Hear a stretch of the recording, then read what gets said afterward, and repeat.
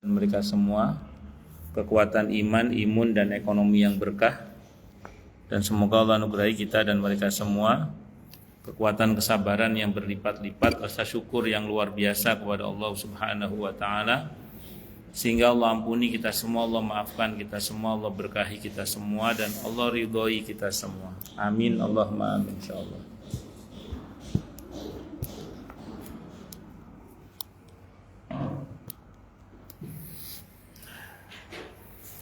Masih melanjutkan kajian kita tentang kitab At-Tadhkirah karya Al-Imam Al-Qurtubi rahimahullah rahmatan wasi'atan wa rahimallahu ulama al-muslimin. Halaman berapa Bu sekarang? Pinten? Bab baru 623. Oh belakang nih. Saya salah buka 400. Ya betul bab baru. Betul, tandanya sama. Bismillahirrahmanirrahim. Nasib para pemimpin di hari kiamat. Nasib para pemimpin di hari kiamat. Ini udah masuk, Mas? Ya sudah bunyi. Oh ya udah. Abu Talib Al-Ghailani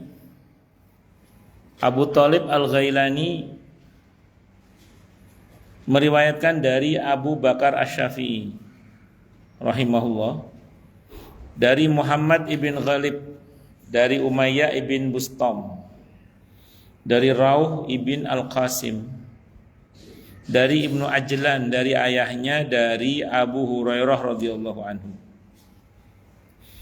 Dia berkata, sabda Rasulullah Muhammad sallallahu alaihi wasallam, ma min amiri asyaratin illa yu'ta bihi yaumal qiyamati hatta yafukkahu Allahu au yubiqahu bihurmihi. Tidaklah seorang pun yang memimpin 10 orang, apalagi 10 juta. Iya, apalagi. Teruskan saja itu. Melainkan pada hari kiamat dia didatangkan sehingga dia dibebaskan Allah karena keadilannya, atau Allah binasakan dia karena dosanya. Ini hadisnya sahihul jami'. Jadi ini hadisnya sahih tentang seorang pemimpin itu nanti akan dibebaskan oleh Allah dari siksa neraka karena keadilannya, atau akan disiksa gara-gara perbuatannya yang tidak benar di dalam memimpin. Saya mau terangkan dulu gini. Saya pernah baca satu riwayat itu tentang kalau bukan karena sholat dan sedekah, maka seorang laki-laki itu akan binasa atau celaka. Ini berbeda dengan perempuan yang umumnya dipimpin ya. Walaupun setiap kita adalah pemimpin, tapi umumnya wanita kan dipimpin. Beda laki-laki yang memang punya tanggung jawab kepemimpinan. Baik dalam skup yang paling kecil untuk dirinya sendiri, kalau itu masing-masing kita itu, atau dalam skup rumah tangga. Apalagi di luar sana suami jenengan juga pemimpin, ketua RT, ketua RW, ketua masjid, apalagi yang seterusnya. Itu semua akan dimintai pertanggungjawaban. Bisa jadi dia malah bebas dari api neraka dan masuk surga karena keadilannya, dan bisa jadi dia malah masuk neraka gara-gara tidak adil dalam memimpin. Nah, saya baca riwayat tadi itu cukup menghibur itu. Nah, seorang laki-laki itu akan celaka kalau bukan karena sholat dan sedekah. Artinya apa? Sebetapapun orang kuat berusaha untuk berlaku adil, pasti akan ada mungkin kebijakan atau tindakan yang tidak adil. Namanya manusia.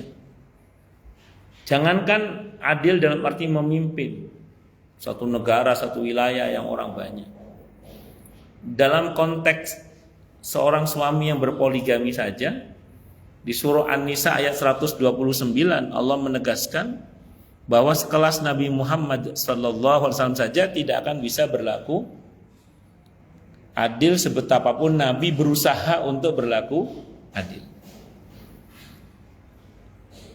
Dan Allah memaklumi itu asalkan satu, dia berusaha dengan sungguh-sungguh untuk berlaku adil, dan yang kedua, tidak membuat salah satu istrinya terkatung-katung, maksudnya terlantarkan. Saya sedang tidak membahas poligami, bukan. Saya sedang membahas kepemimpinan. Karena rumah tangga ini, berangkat dari rumah tangga itulah kepemimpinan itu dilakukan. Maka yang saya maksud adalah, asal seorang pemimpin itu terus berusaha untuk berlaku adil kepada yang dia pimpin, bahwa namanya manusia kadang ya pasti ada tidak adilnya, namanya manusia ya. Yang terpenting dia tidak menterlantarkan rakyatnya, sampai situ dia aman sebenarnya. Nah, kekurangan-kekurangan dia di mana dia berusaha untuk berlaku adil itu bisa ditutup dengan satu, sholat. Karena ada hadis riwayat At-Tabarani, hadisnya sahih, kama qala Nabi bersabda, awwalu ma yuhasabul abdu yaumal qiyamati as-shalah. Yang dihisab pertama kali dari seorang hamba itu adalah salat. Kalau salatnya baik, yang lain dianggap baik. Tapi kalau salatnya buruk, yang lain dianggap buruk. Artinya apa? Tugas dia sebagai pemimpin yang sudah berusaha keras untuk berlaku adil, namanya orang pasti ada tidak adilnya, insya Allah itu ditutup dengan salat. Bisa dimengerti? Nah. Yang kedua, perihal sedekah. Sedekah ini kan perihal membantu sesama. Kalau membantu sesama ada hadis qudsi, hadis sahih riwayat Muslim, mohon maaf. Hadisnya berbunyi, wallahu fi aunil abdi ma kana al abdu fi auni akhi. Allah itu akan membantu hambanya selama hamba itu mau membantu saudara. Jadi asal kita peduli membantu saudara kita, jangan khawatir. Kita dekat dengan bantuan Allah Subhanahu wa ta'ala. Bisa dimengerti ya? Nah, itu maksudnya, kira-kira begitu. Maka sampaikan kepada suami jenengan gitu. Kalau suami jenengan pemimpin di luar sana, sampaikan bahwa yang penting, makanya apa papa, apa yang beb, apa gimana? Sayang ya. Hati-hatilah sayang ya. Jadi pemimpin yang baik, berusaha untuk berlaku seadil mungkin, sebaik mungkin. Bahwa engkau ada kekurangan, jangan khawatir, Allah maklumi. Tutup kekuranganmu dengan salat. Tutup kekuranganmu dengan membantu sesama. Monggo.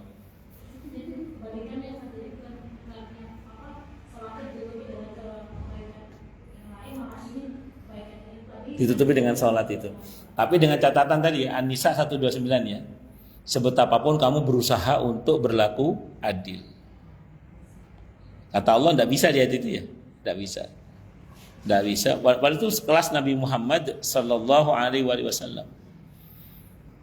Cuman perintah Nabi, perintah Allah dalam ayat itu yang penting satu, jangan sampai kamu bikin salah satu di antara mereka terkatung-katung. Maksudnya apa? Ya enggak diurus. Pemimpin itu harus ngurus semua rakyatnya. Walaupun sebagai manusia mungkin beliau sudah berusaha adil tapi tidak bisa, paling tidak jangan sampai membuat rakyatnya terkatung-katung, enggak jelas. Nonton nggih? Itu seperti itu. Bahwa ada kekurangan-kekurangannya, tutup dengan sholat diantaranya, tutup dengan membantu sesama. Allahu Akbar. Lanjut. Umar radhiyallahu anhu pernah berkata kepada Abu Dzar Al-Ghifari radhiyallahu anhu, kalau Nabi jaminan mutu, Nabi itu jaminan mutu. Beliau termasuk pemimpin yang jaminan apa? Jaminan mutu. Sebetapun Allah berkata begitu, itu lebih kepada Allah menegaskan ya sesempurna-sempurnanya Muhammad, Nabi Muhammad maksudnya itu karena disempurnakan oleh Allah. Karena itu sesempurna-sempurnanya makhluk adalah tidak sempurna. Nah, makhluk sempurna ya jadi Tuhan. Makhluk itu sesempurna-sempurnanya makhluk itu tetap tidak sempurna. Justru kesempurnaan makhluk itu pada ketidaksempurnaannya itu. Nah, tapi karena beliau settingan wahyu, beliau sempurna karena disempurnakan oleh Allah. Pun itu sekelas Muhammad Rasulullah. Nah, gimana yang sekelas Muhammad Subhan? Coba, hai hata. Allahu Akbar. Lanjut. Sayyidina Umar radhiyallahu an pernah berkata kepada Abi Dzar Al-Ghifari radhiyallahu an, ceritakanlah kepadaku sebuah cerita yang kamu dengar dari Rasulullah Muhammad sallallahu alaihi wasallam. Kenapa Sayyidina Umar kok bertanya begitu kepada Abi Dzar? Sayyidina Umar ini walaupun terlihat galak atau keras, tapi beliau ini orangnya sangat rendah hati. Orang takut sama Sayyidina Umar kalau dia zalim, kalau nggak zalim ya tenang-tenang saja. Karena memang keras dan tegasnya Sayyidina Umar itu didasari ilmu dan adab. Sehingga orang yang benar ya nggak usah takut. Yang zalim memang takut kalau beliau itu orangnya nggak pakai tedeng aling-aling. Itu begitu. Allahu Akbar. Dan kenapa Sayyidina Umar kok bertanya kepada Abi Dzar? Karena sangat mungkin tidak semua yang didengar oleh sahabat yang lain didengar oleh beliau. Maka siapa tahu ada ilmu baru yang beliau belum sempat mendengar dari Rasulullah Muhammad sallallahu alaihi wasallam. Inilah hal yang bijak yang harus kita lakukan sebagaimana para ulama-ulama kita melakukannya. Siapa contohnya? Imam Malik. Imam Malik pernah diminta oleh Harun Ar-Rasyid rahimahullah, Imam Malik rahimahullah diminta oleh Harun Ar-Rasyid rahimahullah untuk agar diizinkan menjadikan kitab Al-Muwatta itu sebagai referensi utama di dalam Daulah Bani Abbasiyah. Namun oleh Imam Malik ditolak. Kata Imam Malik, siapalah saya ini? Kok kitab saya dijadikan sebagai rujukan utama di dalam Daulah Bani Abbasiyah? Jangan, kata beliau. Karena ada banyak sahabat-sahabat Nabi yang bertembaran di seantero jagat yang saya mungkin belum mendengar riwayatnya. Makanya Sayyidina Umar nanya, coba ceritalah kepadaku satu atau hadis yang pernah kamu dengar dari Rasulullah Muhammad sallallahu alaihi wasallam. Siapa tahu beliau ada yang belum dengar, gitu maksudnya. Dan ini betapa sebenarnya beliau termasuk orang yang semangat untuk belajar. Walaupun kita tahu Sayyidina Umar termasuk Khulafaur Rasyidin. Orangnya cerdas. Ada sekitar 13 pendapat Sayyidina Umar dibenarkan oleh wahyu. Saking cerdasnya Sayyidina Umar. Orang yang punya ilham dengan izin Allah, orang yang mendapatkan ilham dengan tepat atau titis kalau bahasa kita. Ilham itu bukan wahyu, tapi serupa wahyu, tapi bukan wahyu. Kalau wahyu kan untuk Nabi pasti benar. Kalau ilham itu bisa salah, tapi kalau untuk Sayyidina Umar yang dapat ilham pasti benar. Itu jamin oleh Nabi itu. Kalau kita dapat ilham harus ditimbang pakai wahyu. Pakai apa? Pakai syariat. Benar apa enggak ilham kita? Ya, jadi singkat kata singkat cerita, Sayyidina Umar bentuk kerendahan hatinya seperti itu. Spiritnya kita contoh. Abi Dzar radhiyallahu anhu berkata, saya pernah mendengar beliau bersabda, karena yang nanya pemimpin, pakai hadis pemimpin. Penguasa akan didatangkan pada hari kiamat, maka dia dilemparkan ke atas jembatan Jahannam. Karenanya jembatan itu bergoyang-goyang dengan satu goyangan yang mengakibatkan tidak ada satupun sendi tubuh melainkan bergeser dari tempatnya. Jika penguasa itu taat kepada Allah dalam tugasnya, maka dia bisa berlalu. Tapi jika dia durhaka kepada Allah Azza wa Jalla, maka jembatan itu melenceng lalu menghempaskan penguasa itu ke dalam Jahannam selama 50 tahun. Nauzubillahi minasyaitonir. Maka berkatalah Umar radhiyallahu an, siapa yang masih meminta pekerjaan ini sesudah ini, hai Abi Dzar? Dia menjawab, orang yang bakal dipotong hidungnya oleh Allah dan pipinya ditempelkan ke tanah. Cuman riwayat ini ada yang melemahkan. Demikian diceritakan oleh Abdul Faraj Ibnul Jauzi rahimahullah.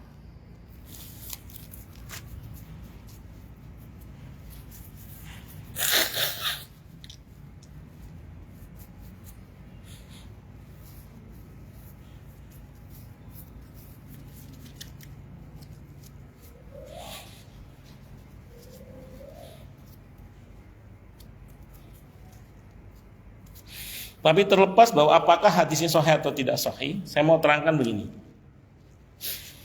Sayyidina Umar sendiri itu ketika ditunjuk nanti oleh Abu Bakar As-Siddiq radhiyallahu anhu untuk menjadi khalifah, beliau termasuk yang menolak. Mungkin baca sirah ya, beliau menolak. Jangan saya. Nah, ini sudah kayaknya yang ini. Sudah ini kayaknya. Jadi ini sebelum ini maksud saya, beliau ketika ditunjuk sebagai khalifah itu beliau menolak di masa Sayyidina Abu Bakar As-Siddiq radhiyallahu anhu. Beliau menolak, tidak mau. Jangan saya, kata beliau. Akhirnya Abu Bakar menggunakan kata pamungkas karena selalu menolak kan Sayyidina Umar ini. Jangan. Kata Abu Bakar, Umar, kalau kamu menolak terus untuk menjadi khalifah, sehingga karenanya kepemimpinan kaum muslimin dipegang oleh orang yang tidak lebih baik dari kamu, maka yang berdosa itu kamu, kata Abu Bakar As-Siddiq radhiyallahu anhu. Beliau mengatakan, gue langsung gitu. Iya, mau gitu. Karena resikonya itu dosa. Jadi beliau menghindari kepemimpinan karena takut dosa. Karena beliau ditunjuk dan beliau menolak, sehingga karenanya dipimpin oleh orang lain yang tidak lebih baik, yang berdosa juga beliau. Maka beliau mau menerima jabatan itu. Itu Sayyidina Umar bin Khattab radhiyallahu anhu. Dan kita tahu kayak kepemimpinan beliau kan, tidak mau ngambil gaji khalifahnya, kecuali akhir hayat beliau. Itu pun beliau pas ngambil gajinya itu karena dipaksa oleh sahabat-sahabatnya. Beliau menganggap harta negara seperti harta anak yatim. Kalau sekiranya kita masih cukup, beliau nggak ngambil. Itu beliau tapi kebijakan beliau untuk para sahabat-sahabat besar Nabi terutama itu luar biasa. Karena setiap sahabat Nabi yang ikut berjuang bersama Rasulullah Muhammad SAW itu oleh Sayyidina Umar difasilitasi, kalau mau ngambil hak kaya dipersilahkan. Kalau mau ngambil hak kaya dipersilahkan. Beberapa sahabat Nabi ngambil hak kaya. Ada yang enggak. Ini Abi Dzar termasuk yang enggak ngambil hak kaya. Yang ngambil hak kaya itu diantaranya Abu Hurairah radhiyallahu an, pimpinan Ahlu Suffah, pimpinannya orang melarat. Abu Hurairah itu beliau ngambil hak kaya. Hak kaya. Hak kaya itu kalau mau kaya difasilitasi oleh negara. Karena beliau tokoh yang berjasa. Ulama besar, tokoh yang berjasa. Sahabat Anas ibn Malik radhiyallahu anhu juga mengambil hak kaya. Malah beliau sampai punya istana. Sahabat Anas ibn Malik radhiyallahu anhu itu sampai punya istana. Negara, karena beliau berjasa kan, sebagai tanda terima kasih negara kepada tokoh-tokoh yang mau ngambil hak kaya dikasih. Walaupun tidak semua mengambil hak kaya, termasuk Abi Dzar itu termasuk yang nggak ngambil hak kaya. Jadi di masa Nabi itu, di masa Sayyidina Umar, para sahabat kaya dan tidak kaya itu pilihan. Jadi iya kalau mau kaya semua secara materi, tapi itu pilihan. Jadi kaya atau tidak kaya itu pilihan, bukan sebuah keterpaksaan, bukan pilihan. Nah, makmur di masa Sayyidina Umar bin Khattab radhiyallahu. Untuk orang biasa, bukan sahabat, orang biasa, kalau miskin di masa Sayyidina Umar, saya baca dalam fikih sunnah saya sabik bab tentang zakat itu, satu orang miskin dapat rumah 1 layak huni plus modal usaha plus budak. Kalau sekarang dapat rumah plus modal plus karyawan, dan itu dibiayai oleh negara. Itu di masa Sayyidina, itu orang biasa, bukan sahabat. Itu di masa Sayyidina. Jadi Sayyidina Umar itu kebijakannya dalam masalah ekonomi untuk orang lain mensejahterakan. Tapi untuk dirinya dan keluarganya yang notabene memang tidak menuntut kaya, itu beliau mengambil sikap mensikapi harta negara itu sebagai seperti harta anak yatim. Harta anak yatim itu kalau sekiranya kita yang diamanai anak yatim itu berkecukupan, ya tidak mau ngambil. Beliau begitu. Beliau akhirnya ngambil gaji khalifah itu menjelang wafatnya. Itu pun karena dipaksa. Kalau zaman sekarang, kalau Anda memimpin, saran saya ambil aja gajinya, jangan nggak diambil. Kenapa? Bikin repot yang ngurus keuangan. Saya pernah pas ngisi kajian di kantor Kementerian BUMN itu, saat itu menterinya nggak mau ngambil gaji karena dia orang nomor 1 di Jawa Pos. Kata pejabat eselonnya itu yang bagian keuangan, gimana Pak Menteri kan nggak ngambil, ya itu yang bikin repot saya katanya. Kalau kata beliau sebaiknya diambil aja, diambil kasih kemana gitu loh, jangan nggak diambil, ini saya yang repot katanya, bagian keuangannya yang repot. Mending diambil saja. Jadi nanti kalau suami ibu jadi pejabat apa, ya siapa tahu nanti pasti tahu-tahu jadi apa gitu. Gajinya tetap diambil saja.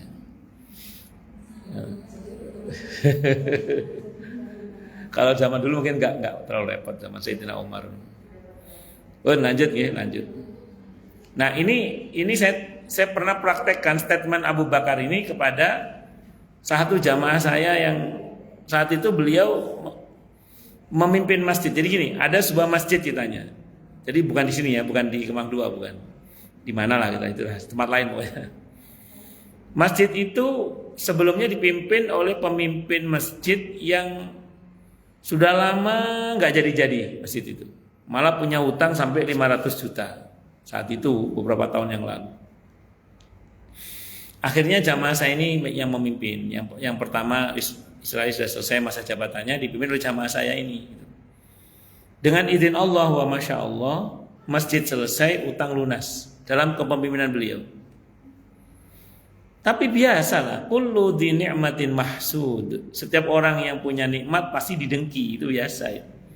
Setiap orang yang sukses pasti ada pendengkinya. Makanya ada ulama yang mengatakan kalau kamu tidak punya pendengki berarti kamu nggak sukses katanya.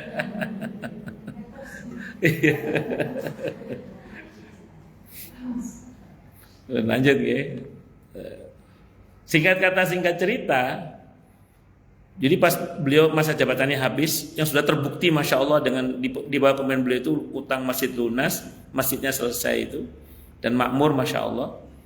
Tiba-tiba pas beliau atas kemauan masyarakat, beliau memimpin kembali. Biasalah ada 1-2 gelintir manusia, biasanya nggak banyak, cuman masif biasanya, masif dan agresif. Secara masif itu memprovokasi orang agar beliau jangan memimpin kembali, agar beliau jangan memimpin kembali. Akhirnya itu digoyanglah beliau ini. Akhirnya beliau ngambil keputusan, ya udah saya nggak mau memimpin lagi.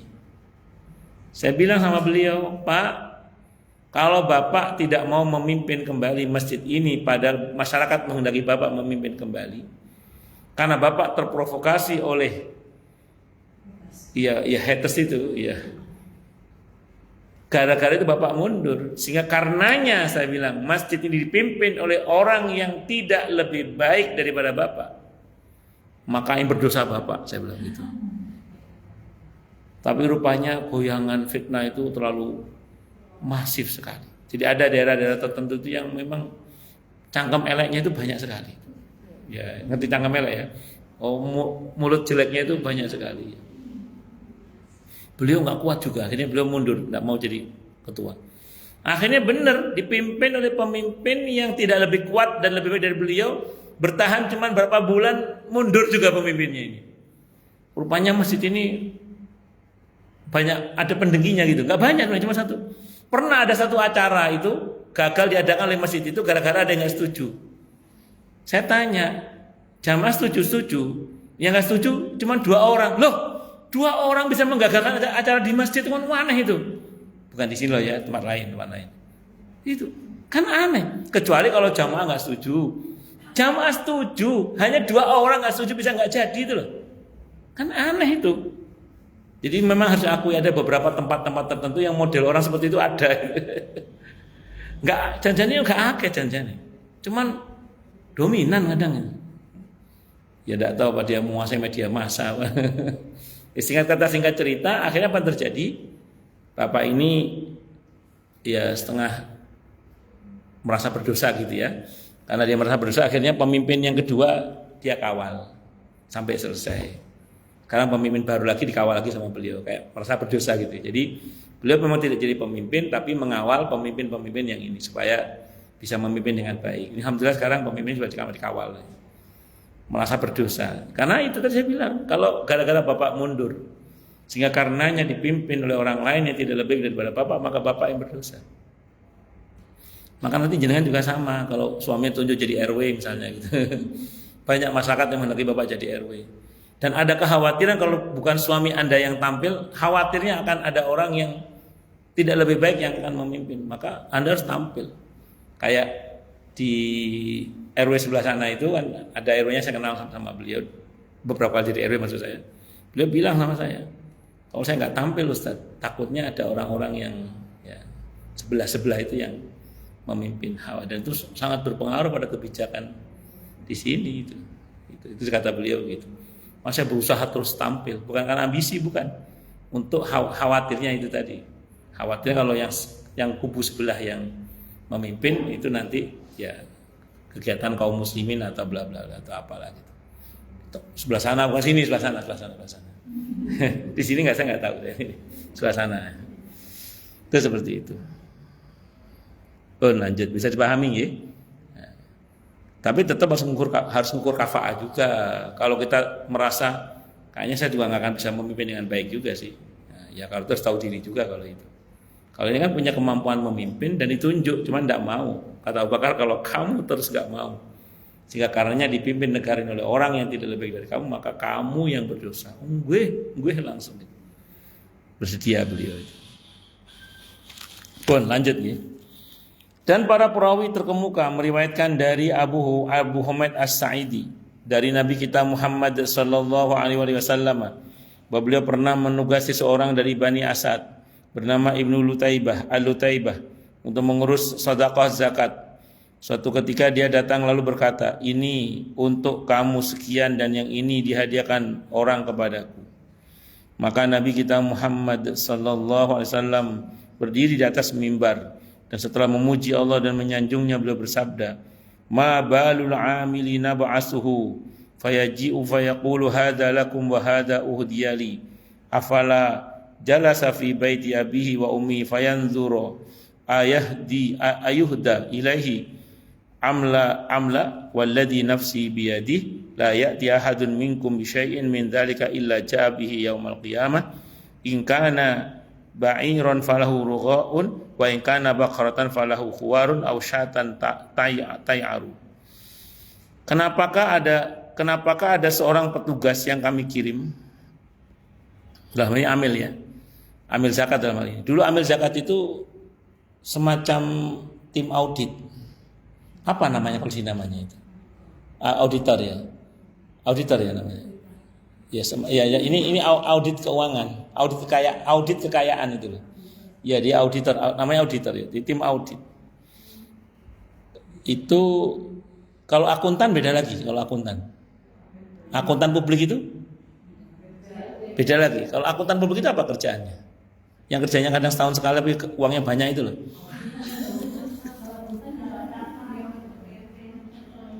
Saya punya jamaah itu, saya punya kenal seseorang lah, ahli masjid. Kita lihat dia itu hampir nggak pernah kerja tapi duitnya banyak terus. Terus dia cerita, saya ini akuntan, kerjanya setahun sekali. Jadi kalau di akhir tahun tuh sibuk gitu. Tapi sekali gajian tuh untuk setahun ke depan uangnya lumayan lah gitu. Kata dia gitu. Oh gitu nggih. Oh nggih pun. Pokoknya dulu amil itu seperti itu. Amil itu seperti itu. Allahu akbar. Fa yaqulu hadza lakum wa hadza udiya li afala jalasa fi baitin abihi, kata Nabi. Oh kama qala. Kenapakah ada seorang petugas yang kami kirim lalu dia datang dan berkata, ini untuk kamu sekalian dan yang ini dihadiahkan orang kepadaku. Kenapa dia tidak duduk saja di rumah ayahnya dan ibunya lalu menunggu akankah dia diberi hadiah atau tidak? Demi Allah yang menggenggam jiwaku, tidak seorang pun dari kamu sekalian datang dengan mengambil suatu dari zakat itu, melainkan padahal dia sedang bertugas ya, melainkan hari kiamat dia akan datang membawanya. Kalau yang dia ambil itu onta, maka onta itu akan bersuara. Kalau sapi, maka sapi itu akan mengeluh. Bukan mengeluh. Iya, melenguh. Saya tadi yang salah baca. atau kalau kambing maka dia akan mengembik. Kemudian beliau mengangkat kedua tangannya sehingga kami melihat bulu ketiaknya. Lalu mengucapkan, ya Allah, bukankah telah aku sampaikan? Ya Allah, bukankah telah aku sampaikan? Maksudnya Nabi tidak menutup-nutupi kebenaran dalam hal ini. Hadisnya Sahih Bukhari dan Sahih Muslim. Ini yang dipakai dalil oleh sebagian kawan-kawan kita. Mungkin Anda termasuk yang ambil dalil ini. Kalau sudah digaji tidak boleh menerima tips. Ini yang dipakai dalil oleh sebagian kawan-kawan. Kalau udah digaji nggak boleh menerima tips. Sehingga ada sekolah-sekolah tertentu yang melarang memberikan tips kepada guru-guru atau petugas sekolah. Pakai dalil ini diantaranya. Cuman kalau kita mau bahas lebih luas tentang suap itu begini sebenarnya. Ibu kalau, dan ini penjelasannya juga ada dalam kitab Al-Kabair Imam Ad-Dhahabi tentang dosa-dosa besar tentang suap ya dalam hal ini. Diskusinya agak panjang. Di situ ada kitab At-Ta'rifat Al-Jurjani itu, kitab definisi-definisi. Disebut suap itu kalau kita memberikan sesuatu kepada orang lain untuk menghakkan yang batil atau membatilkan yang hak, itu baru namanya apa? Suap namanya itu. Jadi kalau misalnya jenengan ngasih uang ke guru kelas terutama menjelang rapotan atau saat ujian, itu tidak boleh karena pasti mempengaruhi kebijakan itu. Tapi kalau sudah selesai semester 2 mau naik kelas, sudah selesai semua rapotan terus ngasih terima kasih gitu ya. Itu insya Allah sudah tidak mengaruhi kebijakan, sehingga insya Allah itu murni hadiah, sudah selesai semua. Sudah selesai semua. Itu kalau kita pakai pendekatannya Syekh Al-Jurjani. Jadi memang ini untuk mempengaruhi kebijakan. Terus kemudian dirujuk pula ini kepada kasus di masa Sayyidina Umar bin Khattab, Sayyidina Utsman bin Affan radhiyallahu anhu. Jadi ada cerita itu. Sayyidina Utsman itu melihat istrinya dapat hadiah kalung. Istrinya khalifah itu dapat hadiah apa? Kalung. Kata Sayyidina Utsman, kembalikan. Enggak, kata istrinya. Saya dikasih hadiah kok. Kata Sayyidina Utsman, iya kamu diberi hadiah karena kamu istri khalifah. Kalau kamu bukan istri khalifah, kamu tidak akan dikasih. Tapi ini kan tidak pengaruh kebijakan Anda sebagai khalifah, kata istrinya. Kembalikan enggak kalau bahasa kita? Enggak, kata istrinya. Ya sudah, saya tuntut kamu di pengadilan. Itu sejarah mencatat itu. Khalifah Utsman menuntut istrinya di pengadilan terkait pemberian hadiah kalung itu. Anda tahu nggak hakimnya memutuskan apa hakimnya? Hakim menyatakan hadiah kalung ini tidak ada unsur suapnya, sehingga sah sebagai hadiah untuk istri Sayyidina Utsman karena hadiah ini tidak mempengaruhi kebijakan beliau sebagai khalifah. Apa kata Sayyidina Utsman? Ya, yang penting saya sudah membuktikan ke publik bahwa ini bukan suap. Secara hukum bukan suap karena pengadilan sudah memutuskan. Jadi Sayyidina Utsman itu sebagai khalifah pernah kalah di pengadilan. Kalah melawan istrinya. Tapi perempuan begitu sih ya, itu terjadi. Nah, itu makanya saya ulang ya kalau perempuan sama suami istri kan apabila suami bersalah istri tidak mungkin salah, dan jika istri salah maka kembali pasal pertama ya. Ya, udah saya bercanda gitu. Oh itu Sayyidina Utsman betul begitu ceritanya. Makanya kalau kita bicara itu ya, kalau mohon maaf apa yang diberikan seseorang kepada orang yang sedang memegang kekuasaan itu berpengaruh pada kebijakannya, itu pasti suap sudah itu, walaupun namanya hadiah. Tapi kalau tidak mempengaruhi kebijakan sama sekali, ini contoh, ini saya dapat pertanyaan dari jamaah saya. Beliau ini bagian pengadaan barang di sebuah perusahaan, bagian pengadaan barang. Dan beliau menganalisa sesuai dengan ilmunya dan tidak ada perjanjian apapun dengan apa namanya itu yang mau diseleksi sama dia itu apa namanya? Iya, ya apa vendor apa? Yang bu itulah apa namanya? Beliau nggak punya perjanjian sama enggak. Beliau memang murni menilai sesuai dengan ilmu beliau. Begitu dipilih tanpa ada perjanjian apapun dengan perusahaan manapun dan tidak ada apapun kata beliau. Beliau pilih perusahaan tek. Kebijakan dibuat, dieksekusi, jadi selesai semuanya. Tahu-tahu ada yang datang ke rumahnya ngasih hadiah. Pak, terima kasih atas kebijakan Bapak, bla bla. Beliau nanya ke saya, ini kira-kira diterima apa enggak Ustaz? Saya bilang, kalau di perusahaan Anda melarang, Anda terima, tanggung risikonya secara hukum perusahaan Anda, saya bilang. Kalau ketahuan kan itu tetap dipersoalkan itu. Tapi kalau Anda nanya ke saya secara hukum agama, saya ngomong hukum, belum ngomong akhlak ya, ngomong hukum. Kalau bicara secara hukum, karena kebijakan sudah dibuat dan selesai dan tidak ada perjanjian sebelumnya, soal dia mendapat untung, dia berterima kasih kepada Anda, ya insya Allah ini murni hadiah, saya bilang gitu. Saya nggak ngomong perjanjian perusahaan lah, karena itu nanti hukumnya muamalah Anda dengan perusahaan itu, tanggung resikonya itu. Nah terus saya sampaikan lagi, kalau mau manisnya rizki, jangan diterima sih, saya bilang gitu. Tidak, kalau mau manisnya rizki ya jangan diterima. Kalau itu pertimbangannya akhlak nanti. Pertimbangannya akhlak. Ini terkait dengan kebijakan-kebijakan loh ya. Sebenarnya kebijakan kalau nggak ada hubungan dengan kebijakan, sebagai rasa terima kasih aja, nggak ada masalah. Kayak misalnya maaf ya, Anda ke hotel misalnya, terus ada pembantu pakainya nganter koper itu apa namanya itu? Iya siapa itu namanya itu? Ya dia semangat bantu Anda dan dia memang tidak ada gelagat-gelagat minta Bu, gitu nggak ada kan? Memang murni melayani. Bahwa Anda kemudian terenyuh, apa tenan dong ya? Saya kasih. Insya Allah itu murni hadiah lah itu. Kenapa? Nggak ada kebijakan apa-apa yang dia buat itu. Itu seperti itu. Kalau yang hubungan dengan kebijakan-kebijakan itu sebenarnya yang Nabi itu sebenarnya syariat ini kan dibuat oleh Nabi apa sih? Satu dari mencegah kemungkinan yang tidak diinginkan itu loh sebenarnya. Nah kalau yang nggak ada hubungan dengan kebijakan ya nggak ngaruh. Angkat tangan mau nanya. Yeah. Saya pernah mengalami saya mau sesuatu perizinan asal. Yeah. Terus persyaratannya sudah harus dipenuhi. Tapi dia tuh ditanya maksudnya masih belum. Tapi ditanya yang mana itu nggak menyebutkan. Sepertinya memang meminta sesuatu gitu. Akhirnya ya mau nggak mau ya ini kita beli. Bagus. Kalau itu lain bab itu Bu. Itu lain bab. Imam Adz-Dzahabi dalam kitab Al-Kabairnya itu dia mengatakan tidak termasuk suap bagi ibu yang kalau ibu ingin mengambil hak ibu, KTP itu hak ibu, SIM itu hak ibu, paspor itu hak ibu, mendapatkan visa itu hak ibu misalnya, sertifikat tanah itu hak ibu misalnya ya. Tapi untuk mendapatkan itu misalnya loh ya, ini saya nggak ngomong secara hukum negara, saya ngomong secara hukum Islam. Kok ibu dipersulit? Bisa tapi mesti pakai pelicin. Konteksnya bukan untuk mempengaruhi kebijakan, tapi mau ngambil hak kita. Itu kalau kata para ulama, Imam Adz-Dzahabi itu tidak termasuk riswah.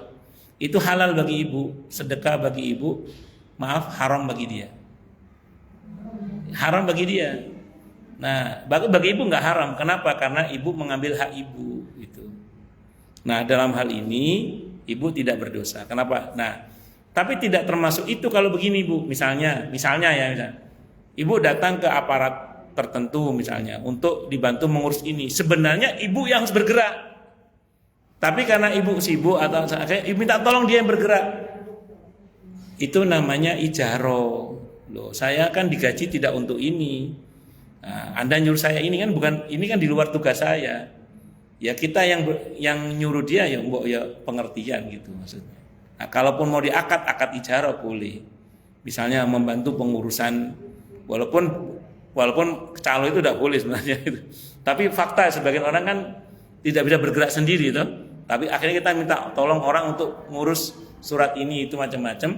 Ya kita mesti ngasih uang bensin lah itu. Walaupun yang kita suruh itu aparatur negara misalnya Pak RT atau Pak RW atau apa. Kan pejabat negara RT RW jangan salah. Oh, iya biro jasa tertentu. Itu namanya ijaroh namanya, ijaroh. Karena kenapa Bu? Kalau tijaro berniaga, kalau ijaro itu kita beli waktunya dia, kita beli tenaga dia, jasanya. Jadi karena kita nggak punya waktu, karena kita nggak cukup tenaga untuk ngurus itu, maka kita minta tolong orang yang bergerak. Itu namanya ijaro. Kenapa? Oh iya, iya, boleh, nggak boleh kan? Tidak ada masalah. Kenapa? Karena memang itu harusnya kan kita yang melakukan. Tapi orang yang melakukan nanti pas waktu harinya ibu yang datang itu tidak ada masalah. Itu.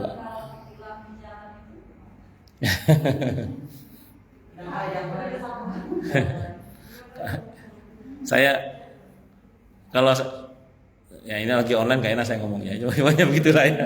Nanti pribadi saya jawab nanti. Nah, tapi saya ngomong secara hukum Islam tadi aja ya, itu seperti itu.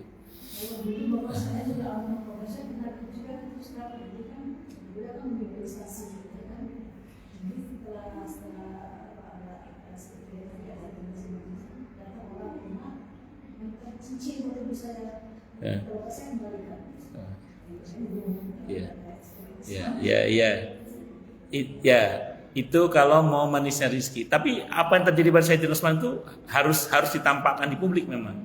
Kenapa? Karena supaya secara hukum itu clear.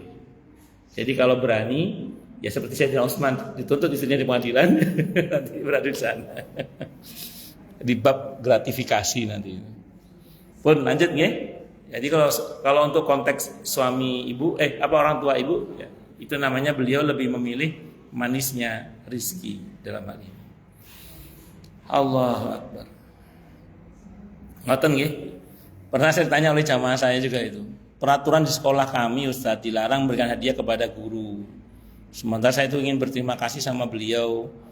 Nah, ini gimana caranya Ustaz? Karena di sekolah kan dilarang. Saya bilang, ya sudah ibu jangan sini di sekolah. Ibu datang ke rumahnya sebagai saudara sesama muslim kepada muslim yang lain. Saya bilang, bukan sebagai wali murid kepada guru. Paham nggak maksudnya? Dalam kapasitas yang berbeda, ya tentu bupati itu kan, bupati itu kalau di kantor bupati, di depan istrinya masih sebagai bupati. Ya. Ayo mas ini mas sama bupati mah ya. Paham maksudnya ya? Ya, bupati itu di kantor bupati. Kalau sama mertua ya tetap sebagai menantu. Nah, kecuali pas memang dalam konteks ini tugas negara, mertua pun ya harus minggir dulu, bukan apa-apa karena ini lagi tugas negara. Seperti cerita Pak Emil Salim itu, kan pernah ada orang yang berusaha nyuap beliau nggak bisa, memanfaatkan pamannya. Pamannya datang ke beliau, kata beliau, kalau bahasa kita asem ini orang. Gak berhasil langsung ke saya pakai paman saya katanya. Tapi beliau tetap terima pamannya sebagai paman, tapi kebijakan negara tetap negara. Enggak diiakan sama beliau. Itu seperti itu. Kalau sanggup seperti itulah kira-kira gambarannya, nggih.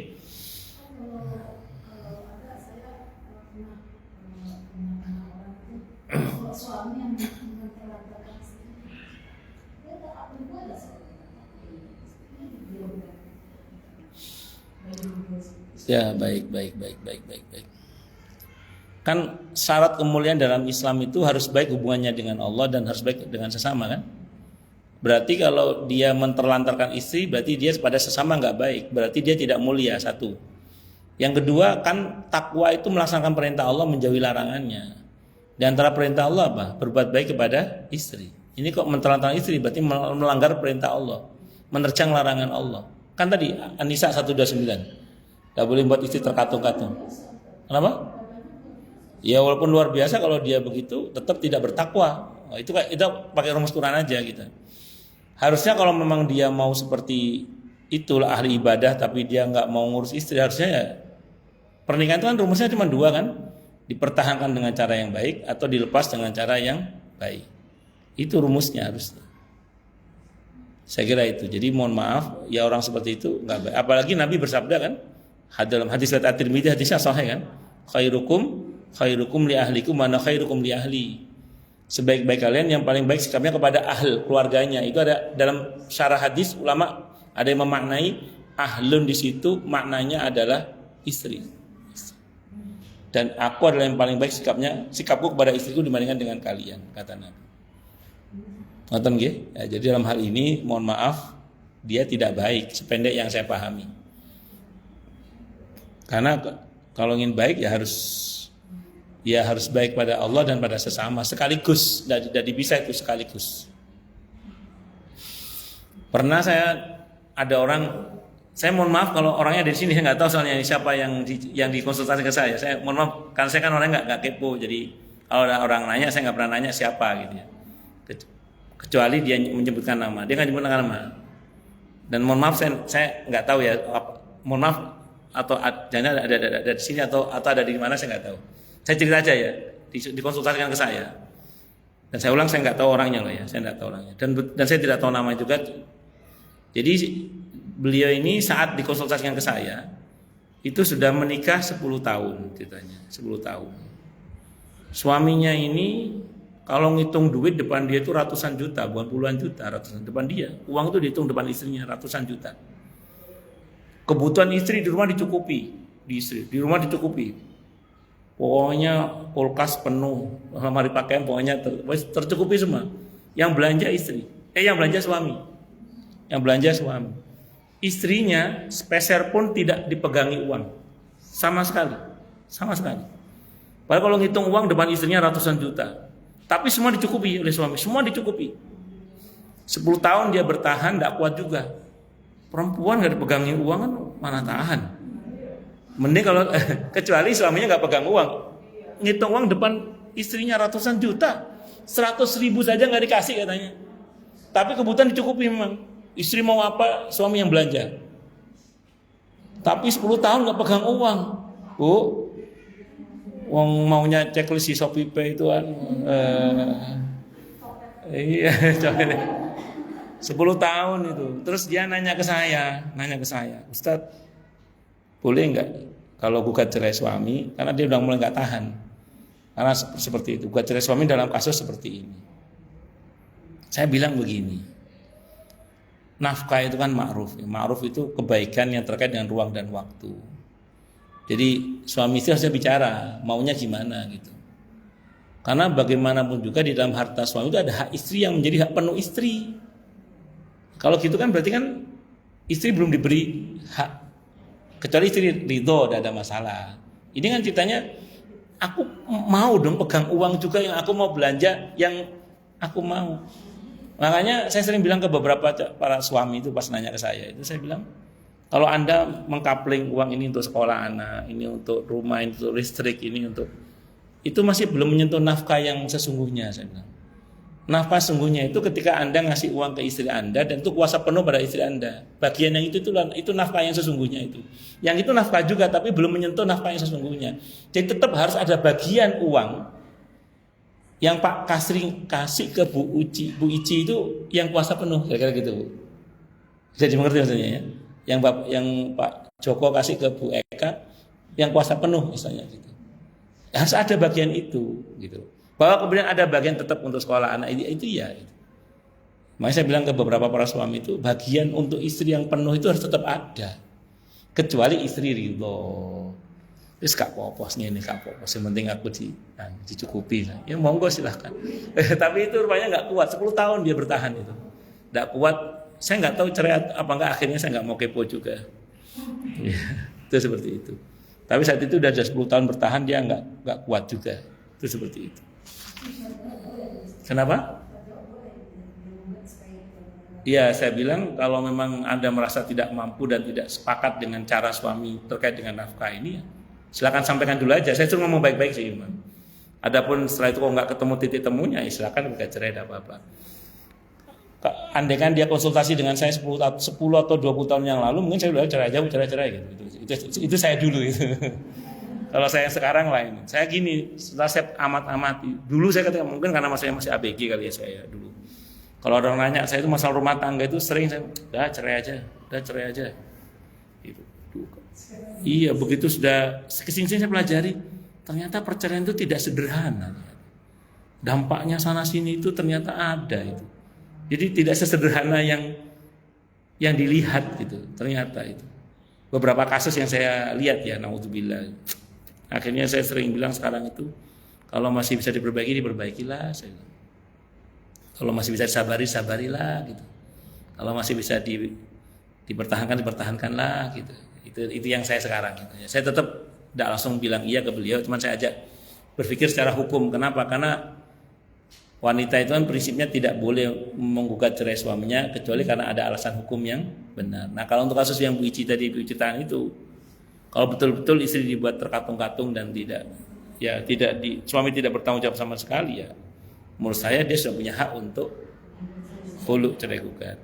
Kecuali dia ridho dengan semua itu, tapi yang pasti suaminya zalim itu. Walaupun istrinya udah memaafkan, dengan Allah dia mesti taubat. Gitu. Saya kira itu. Wallahu a'lam Bisawab.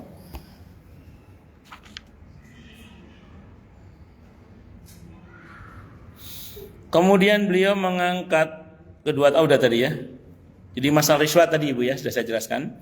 Dan menurut Abu Dawud dari Buraidah dari Nabi kita Muhammad sallallahu alaihi wasallam beliau bersabda, "Man ista'malnahu ala amalin farazaqnahu rizqan fama akhadha ba'da dzalika fa huwa hululun, mohon maaf. Barang siapa kami tugasi untuk mengerjakan suatu pekerjaan, lalu telah kami beri dia suatu rizki upah maksudnya, maka apapun yang dia ambil sudah itu adalah kecurangan." Nah, saya mau terangkan dulu, ini tugas apa? Tugas negara. Tugas berkaitan dengan tugas negara untuk mengambil zakat diantaranya. Kalau tugas pribadi seperti sahabat Anas ibn Malik radhiyallahu anhu dapat tugas dari Nabi, seperti Abdul tugas kerumah tanggaan, itu beda bab itu. Kalau tugas kerumah tanggaan itu beda bab. Atau petugas-petugas dari pesantren tertentu untuk mengambil donatur dari masyarakat misalnya. Itu di samping dia mendapatkan gaji biasanya. Kalau kita datang sambil Mas makan bakso dulu, tidak ada masalah. Nyuap, kebijakan apa? Tidak ada, dia cuma ngambil uang donasi rumah yatim atau pesantren. Kecuali kalau itu kebijakan terkait dengan misalnya petugas PLN datang ke rumah atau petugas air pump datang ke rumah yang itu bisa berpengaruh pada catatan meteran itu misalnya. Nah, kalau yang begitu ya jelas tidak benar itu. Dan itu pasti mempengaruhi kebijakan kalau yang begitu itu.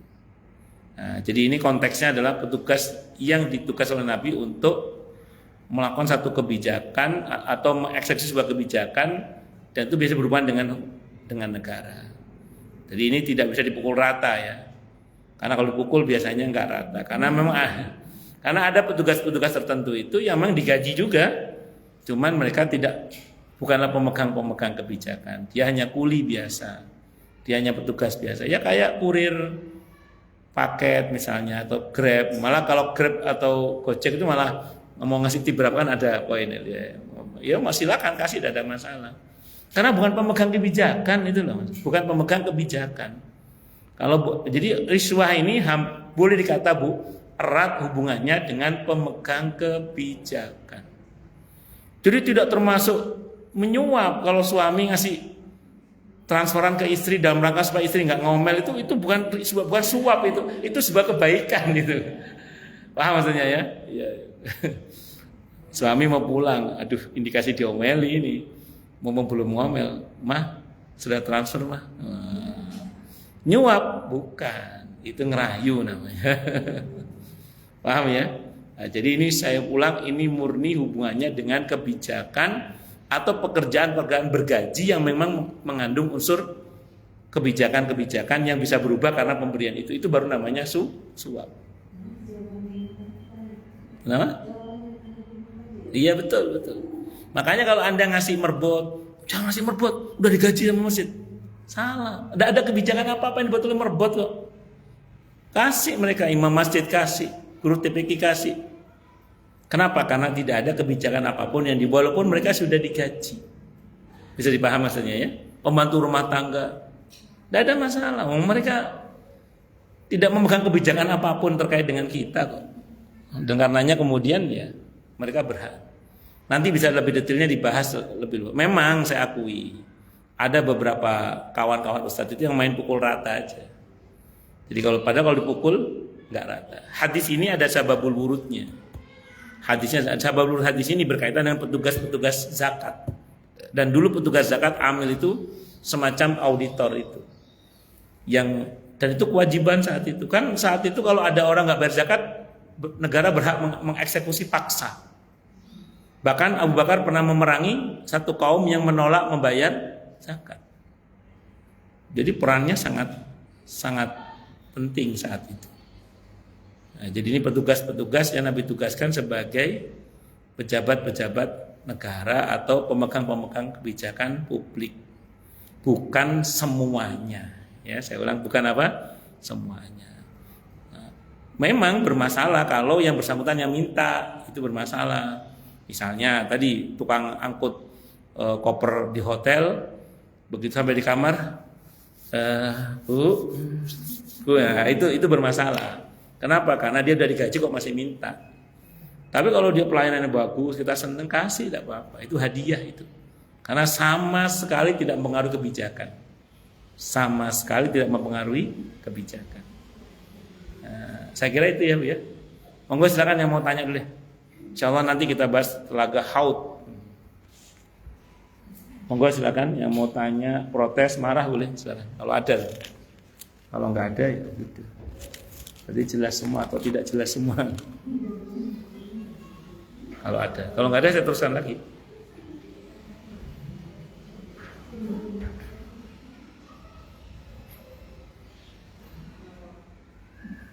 Duh, jelas semua?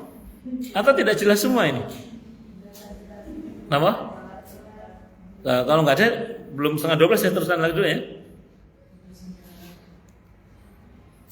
Ada mungkin yang lain. Bu Eka mau tanya kali Bu Eka? Enggak.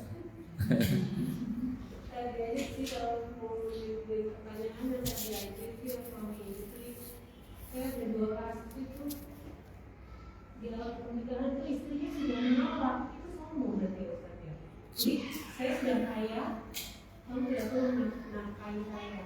Tapi dalam perjalanan itu Allah kembali. Kalau kaya itu kan bisa jadi miskin ya. Iya, baik. Pada saat dia jatuh, suaminya sudah terbiasa tidak menafkahi. Sekarang dia menuntut untuk menafkahi gitu. Jadi itu gimana ya? Itu dari Makanya ini rumus Bu ya, ini rumus. Kalau sekiranya suami mampu menafkahi, walaupun ibu tercukupi, berkecukupan maksud saya, bukan berlebihan, itu tetap kalau saran saya nafkah itu tetap diterima. Nafkah dari suami agar apa? Hak dan kewajiban itu tetap berlangsung dan itu berkah bagi suami. Karena menafkahi istri itu berkah bagi. Kayak gini loh, saya mohon maaf ya. Ini sarannya gitu. Saya tidak hendak memvonis sombong atau tidak sombong ya. Cuman saya mau sampaikan gini, kayak pernah nggak ibu-ibu anak ibu baru kerja, gaji pertama. Sebagian anak-anak kan, ayo ma, beli apa ma? Sebagian ibu dengan santunnya mengatakan, tidak usah, mama udah cukup, buat kamu aja. Itu saya khawatir kalau orang tua sering nolak begitu, nanti anak itu tidak punya kesadaran berbakti sama orang tua. Nah, saran saya, walaupun kita berkecukupan bahkan kita lebih, tetap terima. Terima kasih, mama senang loh kamu kasih hadiah ini. Atau gajinya sebagian kasih ke kita, mama terima, makasih ya. Walaupun nanti uang itu diminta lagi sama dia. Malah kadang mintanya lebih banyak lagi. Tapi paling enggak kita melatih, di samping berkah. Iya. Makanya saya pribadi sering bilang ke banyak orang tua itu, kalau anak ngasih jangan bilang, udah nggak usah mama udah cukup. Salah itu. Kalau menurut saya ya, yang betul terima. Sambil dalam hati melatih anak untuk punya kepekaan berbakti pada orang tua. Di samping semoga rezeki anak kita berkah karena ngasih orang tuanya. Nah, walaupun tadi saya ulang, setelahnya diminta lagi uang itu buat ongkos karena kurang kan mesti itu uangnya. Dan kadang yang diminta lebih banyak daripada yang diberikan. Tidak ada masalah, yang penting kita latihan. Nah, terus satu lagi, kalau konteksnya suami itu ini nasihat aja sih. Kalau dirasa suaminya mampu, terus kemudian istri mungkin juga mampu dan merasa tidak perlu nafkah dari suami, sarannya tetap terima nafkah dari suami. Pertama, biar berlangsung normalnya hubungan rumah tangga suami istri. Dan yang kedua, itu berkah bagi suami insya Allah. Karena suami yang menafkahi istri, rizkinya insya Allah barokah. Nah, kan wajib hukumnya tuh barokah itu. Itu ya. Nah, kecuali suaminya sedari awal diketahui memang tidak mampu. Nah, terus dia bilang, wis mas, kamu nggak usah nafkahi aku, masalah ekonomi keluarga aku yang handle, kamu dakwah saja. Ada begitu? Ada. Saya punya kakak kelas satu pesantren, nikah sama pengusaha mebel dari Jepara. Ya ustadz sama pengusaha mebel, ya tahu sendiri ya, jauh lah, bukan cuma jauh lah uangnya itu. Istrinya itu bilang sama suaminya, ya kakak kelas saya itu, wis mas, sampean ndak usah mikir nafkah keluarga. Nafkah keluarga aku yang handle. Kamu dakwah aja udah. Akhirnya kesepakatan begitu. Alhamdulillah sih, masya Allah istrinya terus usahanya terus lancar, alhamdulillah. Ya, jadi kalau begitu kasusnya barangkali tidak apa-apa kalau begitu. Karena memang dirasa suaminya memang tidak mampu. Kalau suaminya mampu, terimalah. Kasihan suaminya kalau nggak terima, nanti keberkahannya dari mana dia? Sementara berbuat baik pada istri itu keberkahannya luar biasa. Itu ibu sarannya. Saya nggak berani berkata dia sombong atau tidak. Mungkin kalau saya baik sangka sih bukan sombong dia mungkin. Dia mungkin nggak mau membebani suaminya, kira-kira gitu ya. Bisa sombong juga sih, tapi tidak. Saya nggak, itu suudzon. Itu molak-malik hati, nah biar kita nggak suudzon sama orang ya. Saya kira itu. Wallahu a'lam.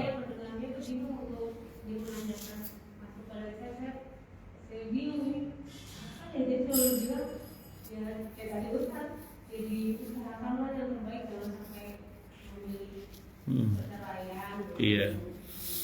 Ya sekarang minta nafkah ada namanya itu hadiah. Loh, iya.